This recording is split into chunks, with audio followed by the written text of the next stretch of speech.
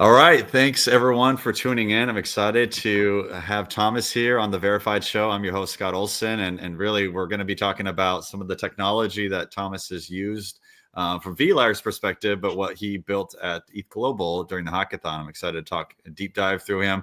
We're going to talk about some of my two favorite worlds, specifically exercise and decentralization. And I think you'll be very impressed with some of the things he's been working on. So Thomas, thanks for joining the show, man. How you doing? Good. Happy to be here. Thanks. Absolutely. Well, let's first start off. Let's kind of get a little breakdown of. Tell us a little about yourself. I always like to ask the question: what was that moment where Web3 became intriguing for you to where you decided to kind of pursue that path? Yeah, so I got involved in so I played professional poker for around 10 years, and then I transitioned to coding. And there were a lot of people in poker who were into crypto really early. And so through some of them, basically, we started building trading bots that did arbitrage on centralized exchanges. This is in like 2017, at a time when the prices would still be like 5% different on different exchanges, which is wild looking back. It's certainly much more efficient now. Um, but I remember Ether Delta came out, and that was maybe one of the first attempts to actually build something, in decentralized finance on chain, and it didn't work at all.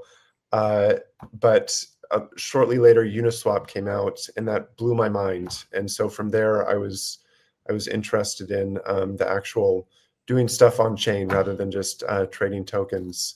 And yeah, the last couple of years in particular, I've spent a lot more time on Solidity and looking at doing on-chain stuff. And yeah, it's a really cool space. Yeah, I think poker. There's been some interesting DApps that have built in the past that have attempted to, work out the idea of, betting and then putting it on chain to verify and validate, that the bets were fair. And then ultimately, the biggest use case, as we know, is being able to cash out in real time in crypto. But it's pretty cool. I haven't seen. I don't know if you know if there's any apps out there that are doing some of this stuff that is kind of scaled, but I haven't seen much more in the betting arena per se.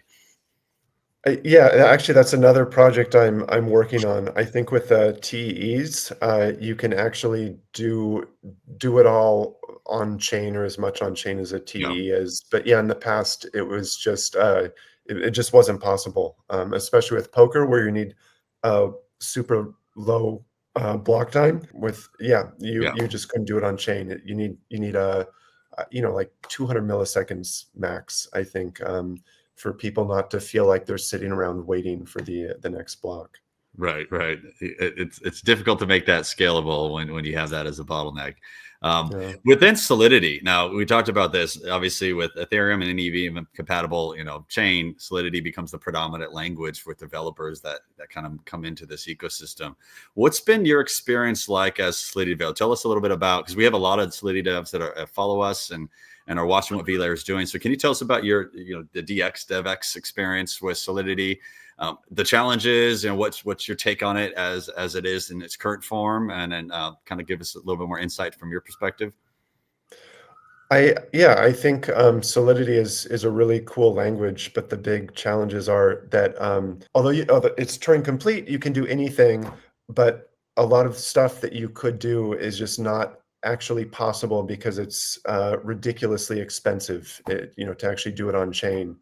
And so that's where VLayer and other approaches of using proofs to get stuff on chain become interesting, because then you can have the computation off chain, and then the end result is put on chain, and that addresses that problem. But yeah, I mean, the main problem is just that you'll have some idea and put it together and then realize it would cost such a ridiculous amount of gas that it just doesn't work as an application. And then also on the same note, if you once a kind of unique challenge with Solidity is that once you get past a certain point of complexity, the more complex, the more code there is, the more chance there is that you've introduced some kind of subtle bug or mistake, which, if there's any money at stake, eventually someone is going to find. And so it's Solidity is higher stakes than other coding in other languages as well, I think. Yeah, I mean, completely agree. I mean, I've been in Ethereum ecosystem for almost 10 years now. I've seen the evolution of it, but to your point, there's a lot of hindrances and areas in which the growth and scalability that's desired amongst devs have been there, but it's just been the limitations of kind of, we've seen the outcome of what we've looked at from the developer, landscape and what's been built. And as you mentioned, we'll get into this a little bit later with the on-chain, off-chain data and where vlayer comes in. But you and I, or we all met you at ETH Global. It was an awesome hackathon. Shout out to all the sponsors and people that that participate in it. It was a great turnout. How was your experience? I know these hackathons, there's a lot of them out there. People are traveling all over the globe. But this particular one, what was your experience like? Yeah, it was really good. I've done quite a few of the ETH Global ones now, and they're always fun. I think this one was, I think it's the most people I've ever seen at one. I think because they had the most people ever. And then also what was crazy about this one was they had the whole space was just this one cavernous room, and so you would walk in, and there was like 2,000 people on computers hacking away, and so that was, yeah, it was cool. I think with everyone, I think it gets more fun because I recognize more and more people from other hackathons, and so you kind of have these hackathon friends that you see, a few times a year at the different hackathons. So that was fun. I saw a lot of familiar faces. I've also figured out the right strategy is you have to get an Airbnb or a hotel close enough that you can easily get back to it, because the internet is, you cannot rely on the internet there. And so I used that trick, and that definitely saved me at this one. There were some internet issues, as there often is. But yeah, and then I guess the other thing that's always positive is every ETH Global I go through the list of people sponsoring prizes, and every time there are a couple projects I've never heard of before doing something really cool. And at ETH Global, you have a chance not to just show up and hack with whatever the tech that people are building, but you can also Right. meet the team and talk to them and get feedback on what the direction the team is going is. So that's awesome and really really valuable. Yeah, I love the collaboration that you get with these hackathons. I mean, it brings in some of the best and brightest, and even the juniors, right, that are getting into this space. I think we always encourage developers, learn, learn, learn. YouTube's a great platform for that. We'll be putting this video on YouTube as well. So kind of getting into the meat and potatoes, one of the things that I'm excited about, like I mentioned at the beginning of this conversation, is I have a background in fitness and I also have a background in blockchain. And you came along and decided to put the two worlds together. I'm very fascinated about what you built. So why don't you tell those that are listening and watching right now what you built, kind of give us a little bit of a breakdown, maybe a TLDR, and then we'll kind of dive in a little bit more into the tech. Sure. So it's called straVault, even though it's not really a vault. I just like pun names. And so the basic idea is you can lock funds in a smart contract, and then contingent on a specific Strava segment being completed by a specific user in a in a specific amount of time below some ceiling, they can claim the funds. Or actually, it's more general. If the challenge is completed, the funds go to a success address, and if it's not completed by a certain deadline, then the funds go to a fail address. And so you can actually do a lot of different things with this success fail structure. You could just make a bet with someone. I bet you can't run a mile on this particular segment in 5 minutes. And so then, we're betting with each other. You could raise money for charity, where you get the money back if you don't complete it, but it goes to charity if you do. You could do crowdfunding, raising money to charity, where a lot of people say they want to run a marathon. Maybe they do, maybe they don't. And so there you're locking the money in. If they actually run it, the money goes to charity. So I think there are a lot of things you can do with that structure, but on a high level, you lock funds, there's a challenge. If it's completed, it goes to one address. If it's not, it goes to another. Well, it's really cool. When I went to the README and kind of got a little bit more of an insight from our conversation prior to this, you're really kind of putting accountability into a way where it's going to benefit whether it's the individual and or the, in this case, a potential organization, an NGO, charitable organization. And I love Strava. I use that. It's a great app. Especially when you can kind of use the community element to kind of showcase, your rides or your runs. I think it's a great way. But what you're doing is you're taking it to the next layer and you're adding that gamification part of that. What kind of inspired you to do that? Because you've mentioned you've used Strava before, and there's nothing wrong with it as it is now. But what kind of what got you to kind of see what that next layer might look like, given with the accountability and the gamification side of things? What inspired you to do that? Yeah, I'm super interested generally in combining decentralized social and web proofs. I think there are a lot of really interesting things that you can do there. And so I've been thinking a lot about different apps that could be built in that space. I was thinking about doing some sort of a platform. And so with Strava, I think that's one of the examples of the general areas that's interesting, where you can extend functionality of Web2 apps, which the apps themselves will never do. Strava is never going to implement betting on Strava data. It's obviously not part of their roadmap. But it's not parasitic in any way. I think if they would be happy in some sense that people are becoming more engaged, using the app in a different way. And so I have a bunch of different ideas that I've thought about in this general space. And I think the keys in my mind that make something compelling is the Web2 app has to be something that a lot of people use. And so Strava has, tons of users. And then, how can you use web proofs to add new interesting functionality to the existing app? And yeah, I like fitness as well. And so this seemed like an interesting application of it. Yeah, totally. And I think, one of the things that brings to mind is in fact, when I am in the early days where I worked on a project called Truffle, no longer in existence, rest in peace, but loved it. Our team actually did something very similar with Strava, where we held each other accountable for every week. We had to run an X amount of miles. And in order for us to prove that we did it, you just took a screenshot of your route. Now, we didn't have proofs at that time. So kind of what you've built would have been very nice for us to have.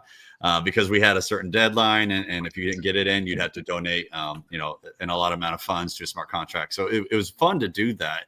I think this can have some legs. I really do, just because, again, in the development ecosystem, being in the space that I've been in as long as I have, and same with you, the mental and the exercise is just as important as it is to have good code, right? You can't have them both separated, because, we're behind a computer screen hours upon hours. And if you're not getting out there, bettering yourself and your health, especially your mental, it can lead to some challenges.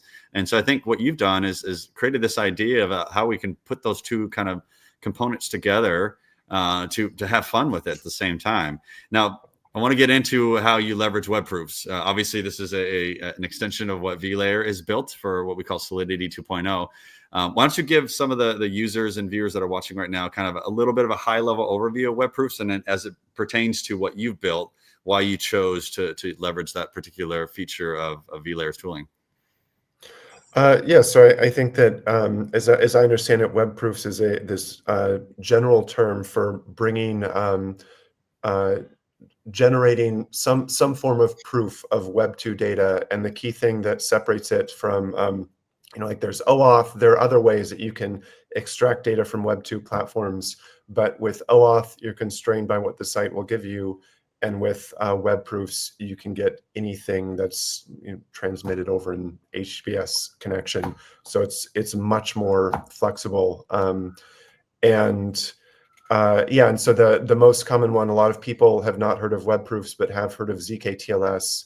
And so that's the most common way of doing web proofs. But I think there are a couple other ways as well that you can do it with different trade-offs. And so yeah, with vlayer, you have the provable email as well, correct? Is that another one of the email yeah? proof. So that's actually interesting too. And actually, there's definitely overlap. Because some of the things that people are doing with provable email is, in some forms, it's almost the same as a web proof, where you're getting a site to send you some email, and then you use that email to prove something. And so, that application is super interesting to me as well. But I think with vLayer, what sets you apart and what's interesting to me is, there are other teams as well working on web proofs, but the vLayer integration with Solidity was really, really smooth. And so it was like actually very little Solidity code that I ended up writing to integrate the vLayer proof. And it's very readable. Verifying the proof is abstracted away, and so it was really easy to work with from the perspective of, I was able to think about what am I trying to do with this contract? What is it meant to do? And express that behavior instead of worrying about a lot of code for verifying the proof or anything like that. So yeah, with vLayer it was easy to work with, and yeah. Yeah, no, that's great, and I appreciate the kind words. I mean, what vLayer is trying to do is just take it to the next level with, because we love Solidity. All of us have been in the EVM ecosystem for quite some time, and it's important when we talk about the developer experience or the DevX. It has to be. You mentioned it. When you're able to write without very little lines of code within Solidity, your experience is very important and valuable. I guess when you look at it, if you were to give some advice to those that are listening in, and let's say they're a Solidity developer and they built some pretty cool applications, what would you say to someone who's kind of hindered a bit from the things that you've mentioned in the beginning of this conversation around limitations of the scalability around Solidity? What would be your advice to them in terms of what vLayer has been for you, and how it could be applicable to them? Yeah, I think that it's this idea of being able to bring. I guess there are a few things. One is bringing alternative data online and being able to do things with it is really powerful. And another thing that was nice about vLayer is, you again, with like some of the other web proof providers, it's kind of rough to define the proof, or they have these proof templates you use. And if there isn't one for the data that you want to get, you're in for a bit of a rough time trying to define it. But with vLayer, it was pretty straightforward to figure out the data I wanted, structure the extraction of that data, and then pretty much everything else, it just worked out of the box. So yeah, for getting data from whatever site you want, it's extremely useful, I think. And again, just really easy to work with, in terms of you have a just regular Solidity contract. There's a function where the proof is verified, and then you can do whatever you want in that function. So it's a very familiar pattern to people who work with Solidity. Yeah, that's spot on. I mean, to be able to have accessibility to the Web 2 layer, which prior to what we've kind of been working on, there were some hacks and workarounds, but it wasn't anywhere near what the experience that you've had. I think it's important, because if we want dApps to scalability, if we want true Web3 adoption, we need Web 2. Sometimes we make Web 2 as the bad guys, and they're not, right? They have so much data, anecdotal data, and data is so valuable for a smart contract developer as yourself. And so having a deeper, broader landscape of accessibility within that data, particularly as it pertains to Web 2, whether it's web proofs, email proofs, teleport, time travel, all those components allow a developer to really build something that can truly become its own company. I think we've seen a lot of dApps in Ethereum that are great, but they're kind of at this layer where you don't see much more involvement out of that. I think what I've always been excited about is projects that look at themselves as companies that will eventually become revenue generating companies. I know the R word isn't used a lot amongst projects on Ethereum. We like to focus on transactions and all that, but I think it's very important as Web 2, as investors kind of look into our space, that we're more just than, NFT marketplaces and meme coins and things of that nature. And straVault is a one example of how you're now being able to take something in Web2, a very recognizable application as Strava, and then gamify it, and then people can have fun with it. What would you say is next for straVault? So I mentioned earlier that and actually going back to the previous question, I forgot that vlayer also has the time travel, Yep. and that's another like super compelling use case of being able to get historical Oh yeah. historical Web3 data. So that's awesome too. But what's next for straVault is like I said, I'm super interested in the decentralized social and web-proof combination. And one thing so very recently, Farcaster released the version 2 of their frames. And it's like, to me, it looks almost basically the same as a Telegram mini app for people who have used those. And so the original frames were kind of limited. I thought that these are, you can do a lot more with them. And so I'm interested in trying to do something with this same idea, but in a frame. And so I think that's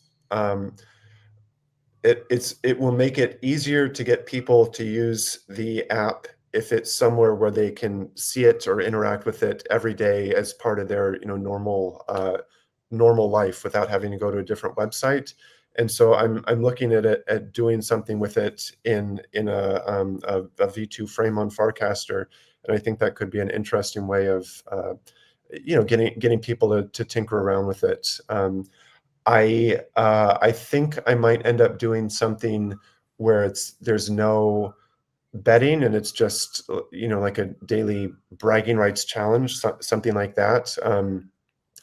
But yeah, that general direction, doing something with web proofs in a Farcaster frame, I think it could be pretty interesting, and I think that pattern is interesting in general. Web proofs and Farcaster frames. So Yeah, big fan of Farcaster, and to be able to integrate that with the frames is pretty cool. What would you, if anybody is listening and are intrigued by this, how would you recommend them, contributing in terms of StraVault and where you're kind of going with the direction of this? yeah, anyone can contact me on Twitter or Farcaster. I'm TMS7331. And yeah, in general, like I said, I'm interested in decentralized social and web proofs. And so I'm definitely interested in talking to people who are interested in that same area. So yeah. Awesome. And Thomas, again, congratulations on winning. That's also super exciting. I'm sure you have other hackathons in fact, I think you're at one right now, or you might be ending Yeah, one. one just ended yesterday. Yeah. You're just off to the next one. But we really appreciate you and what you've done to leverage our technology. Thank you for the great conversation. And then again, to those that are interested around vlayer, you can head over to vlayer.xyz. You can take a look at our tooling. We got our docs all updated. Love to hear your feedback. Please like and subscribe. And then again, take a look at what Thomas has built and how you can help him out and kind of merge the fitness and the decentralization world. And then Thomas, again, thanks again for the great chat, man. And stay tuned for others projects that we will be kind of interviewing, talking about some of the other technological layers that we have at vlayer and what they've leveraged using us and some of the cool things that they've built. And if you are interested and want to get on a show, please reach out to us. We're happy to kind of talk to you and see if it's something we can kind of collaborate on and kind of amplify what you've been doing. Because at the end of the day, it's all about the developers. Until next time, have a good day.